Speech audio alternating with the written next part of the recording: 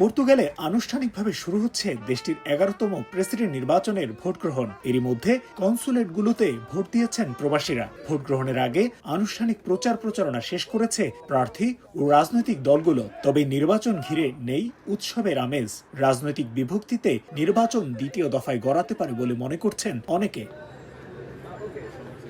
11 প্রার্থীর মধ্য থেকে কেউ 50% বেশি ভোট না পেলে নির্বাচন গড়াবে দ্বিতীয় দফায়। এরপর শীর্ষে থাকা 2 প্রার্থীর মধ্য থেকে প্রেসিডেন্ট নির্বাচনের সুযোগ পাবেন পর্তুগিজরা। তবে হাড্ডাহাড্ডি লড়াইয়ের ইঙ্গিত পাওয়া গেছে সোশ্যালিস্ট পার্টি সমর্থিত প্রার্থী সেগুরো ও কট্টর ডানপন্থী দল সেগার প্রতিষ্ঠাতা ও বর্তমান সংসদের প্রধান বিরোধী দলীয় নেতা আন্দ্রে ভেন্তুরার মধ্যে।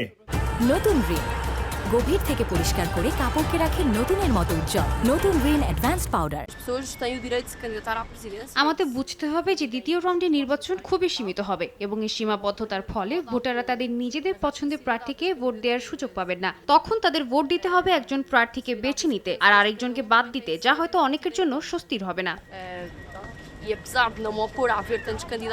এবারের নির্বাচনে নিবন্ধিত ভোটার সংখ্যাও আগের সব রেকর্ড ভেঙে দিয়েছে। 1,10,00,000 ভোটারের মধ্যে রয়েছে উল্লেখযোগ্য সংখ্যক অভিবাসী। নির্বাচনে প্রেসিডেন্ট কে হচ্ছেন তার উপর অনেকাংশে নির্ভর করছে তাদের ভবিষ্যৎ। তবে অভিবাসীদের পছন্দ সোশ্যালিস্ট সমর্থিত প্রার্থী জোজে সেগুরো। তারিকুল হাসান আশিক, সময় সংবাদ, লিসবন, পর্তুগাল।